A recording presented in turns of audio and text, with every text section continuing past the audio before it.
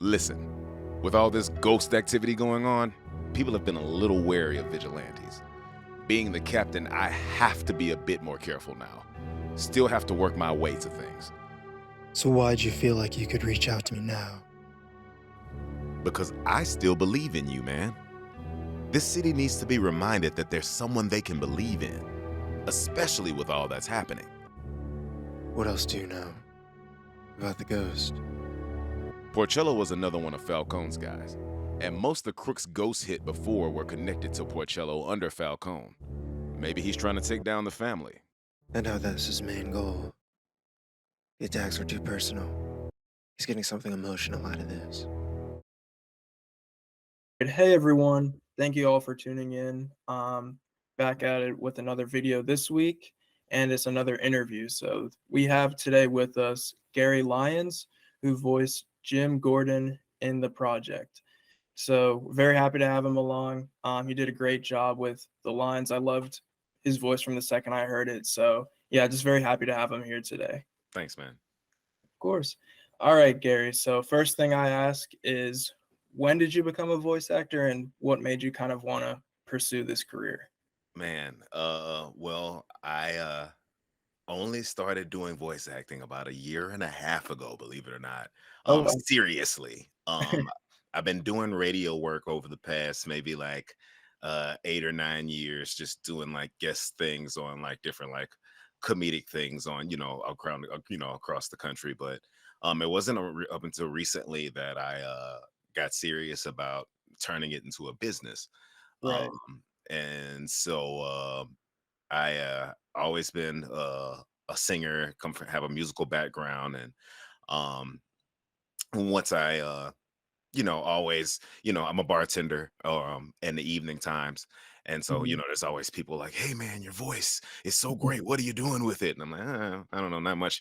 Um, but I just was like, maybe I could get serious about this, man. And like, my wife, she's got a background in acting, and she just kind of encouraged me to go ahead and kind of make the investment to get the equipment and really set myself up, set up my business, get like the quality equipment that I would need to do this. And so just started auditioning and really like studying people that have been doing it for years, and listening to a couple podcasts here and there, and really found that I had a knack for it.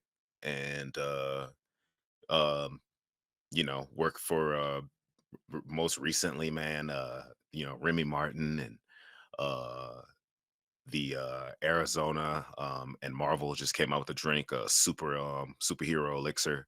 Okay, cool. I do some voicing for that. So just like different projects have been coming my way, and it's been really cool, man.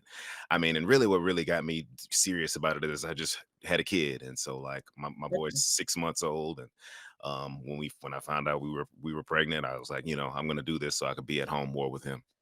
that's awesome, dude. Well, congrats on your son. That sounds awesome, man. I Thanks, like man. hearing that. Yeah. And yeah, I definitely wanted to guess that you've only been doing this for like you said, a little over a year, Mhm. like with your LLC set up and everything like that. So kind of tell me like why you decided to go with setting up an LLC and like how you were able to like set yourself in this position. Well, I mean, I didn't want to, while I like doing it, and I just, I, when I first started doing it, I didn't think that I'd be doing, huge jobs. I expected to be doing like a little, smaller Mhm. jobs, car commercials here and there, behind the scenes stuff that I still do a lot of, medical reads and like stuff for team meetings and stuff that, the public will never hear, but Right. it still helps to pay the bills. Um, but I decided that, I didn't want to be in a position where something good could come along and I didn't look serious about what I was doing, right?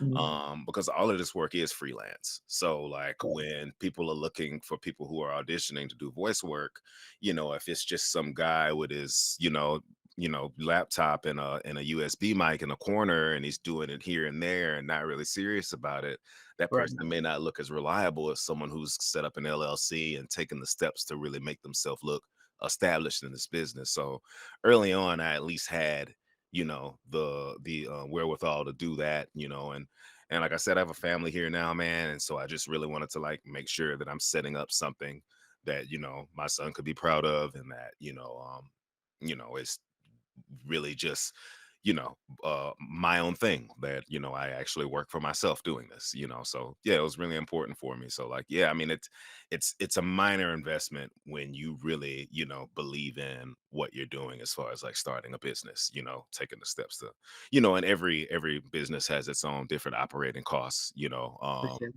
um depending on what you decide to do. But this just happened to be a good niche for me. So really, really liking it, man.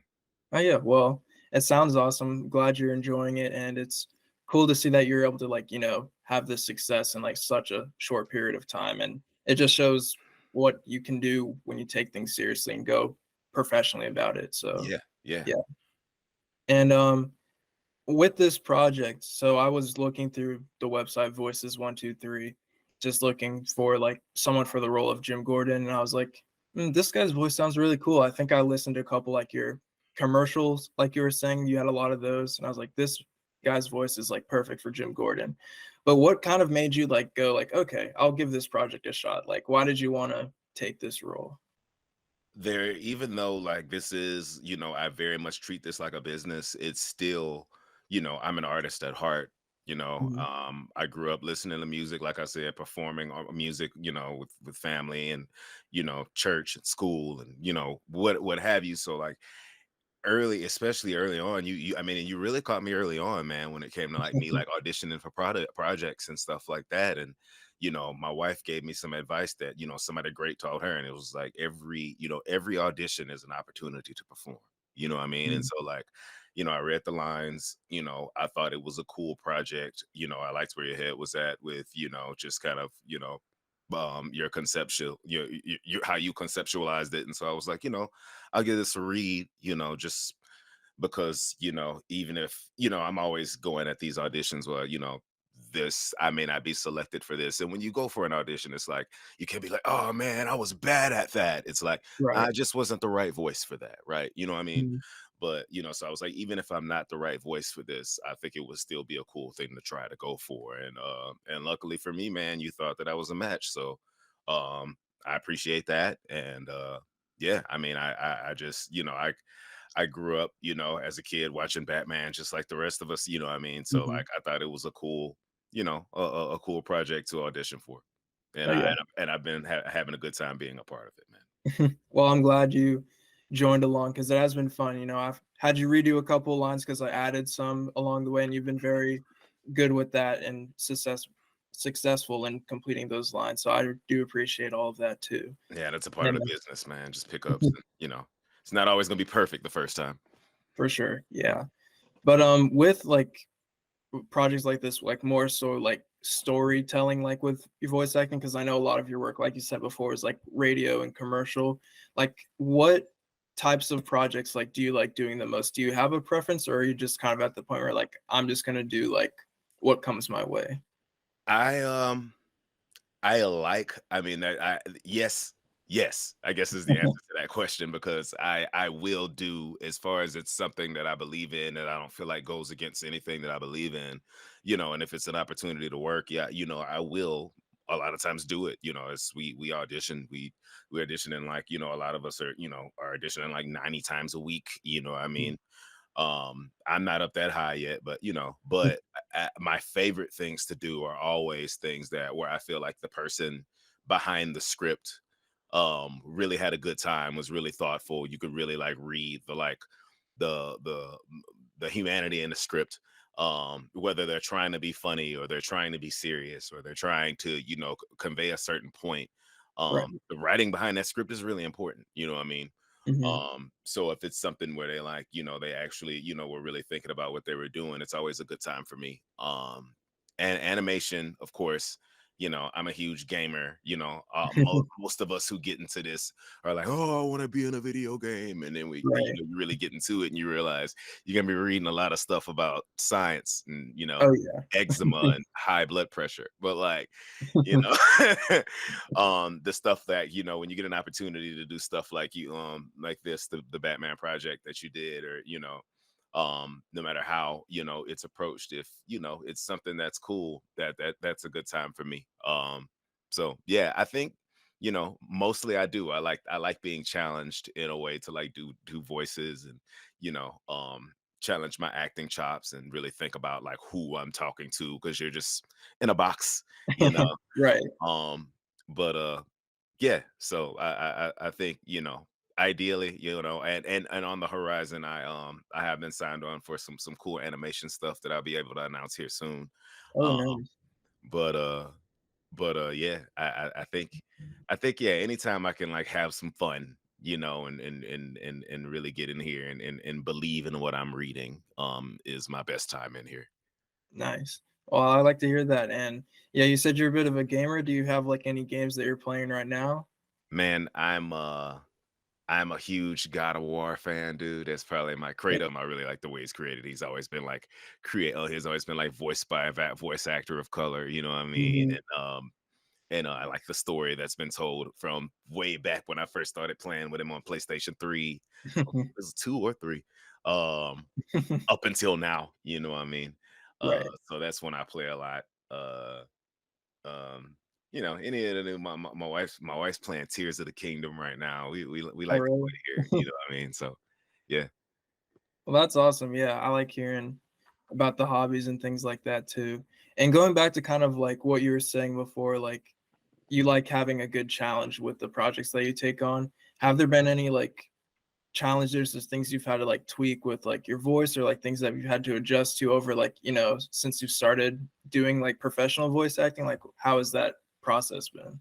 I am from Baton Rouge, Louisiana, man. So like when it comes out, you know what I mean? Like Yeah. I mean, and I live in Nashville now, so I mean, like, I'm still Mhm. in the South, you Right. know, and so, like, if I'm, like, talking to family and friends, but, like, sometimes I'm auditioning for a project that's in LA, and it's, Mhm. a community center in LA, and they may not wanna hear somebody who sounds like they're from, deep Right. Louisiana. So that's been a crazy thing, is, like, when you do this a lot, you have to, like, constantly go record, play back and listen to it, play back and listen to it. And it's like, oh Mhm. man, you just get to hearing your own voice, and you really start hearing like, man, I say my A's super long and on certain words, or Mhm.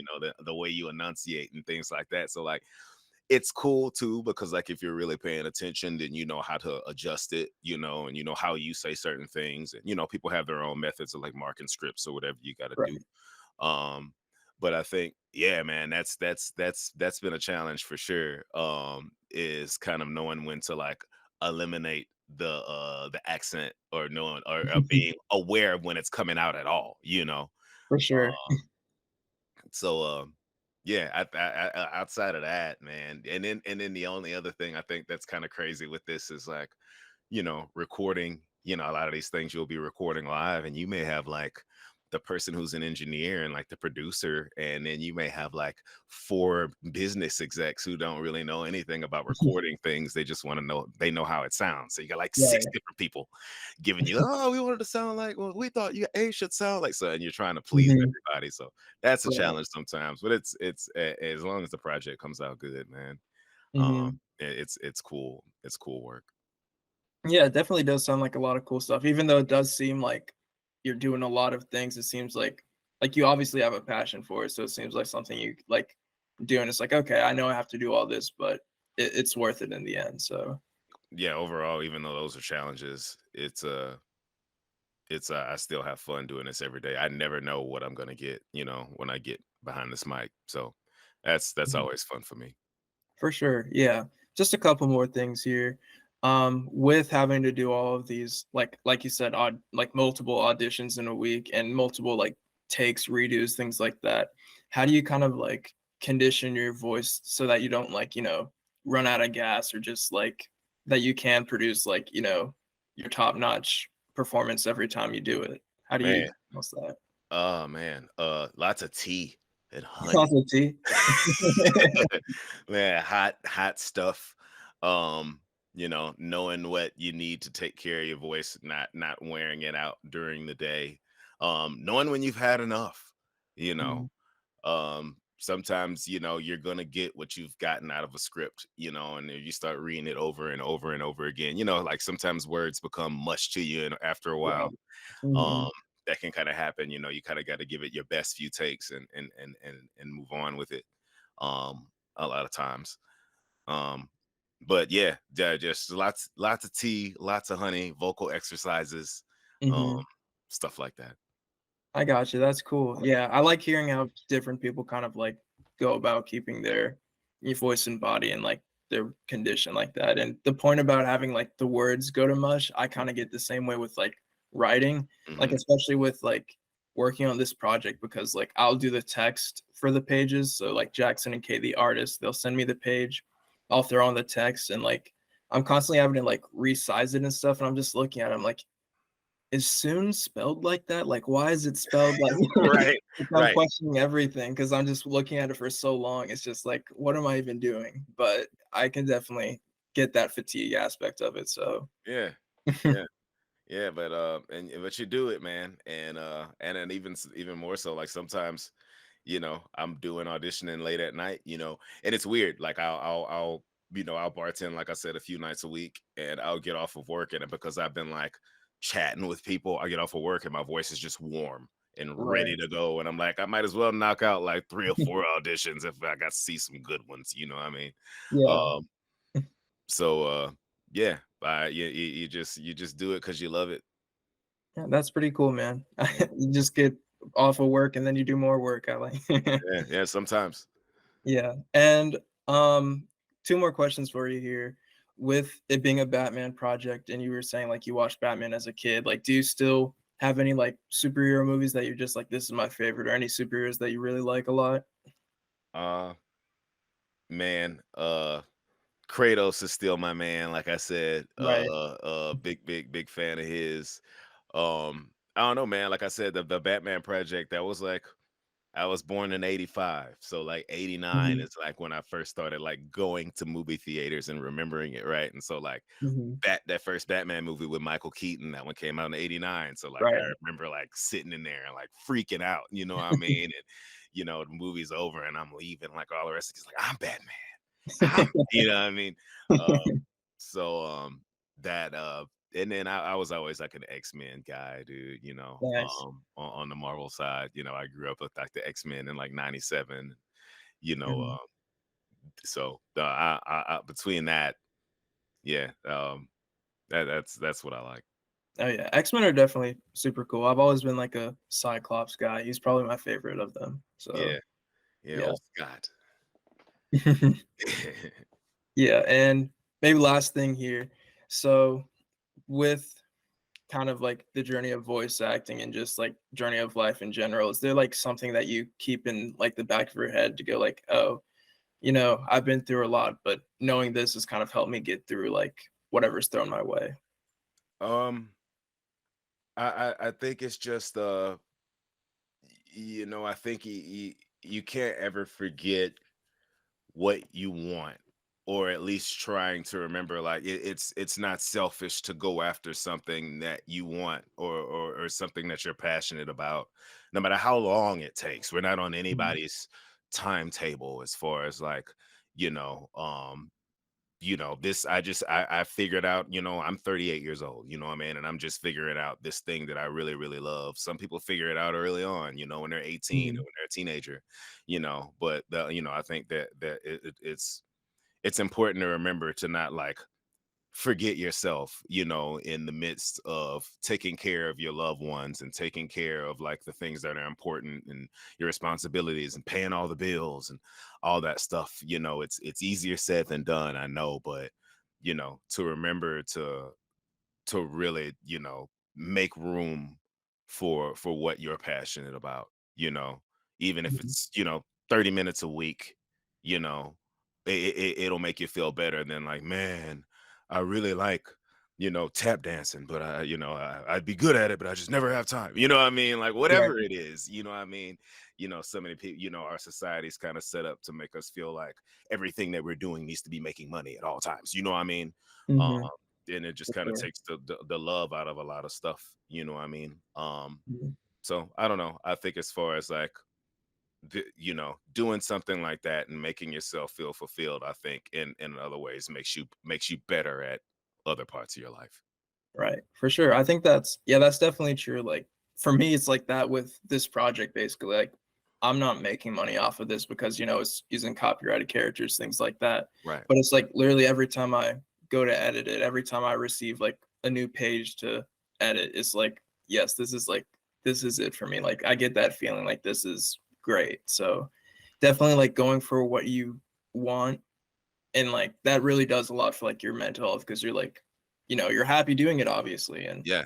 yeah. Yeah. Yeah, man. I feel I was saying it to my wife that like, man, I feel this guy's passion. I feel his work ethic. Like, yeah, you've been setting timelines and you've been setting dates and you've been very communicative with this thing, man. And like, I could tell that, you really, really care about it. And that's what really made me gung ho about helping out with it, man, for real.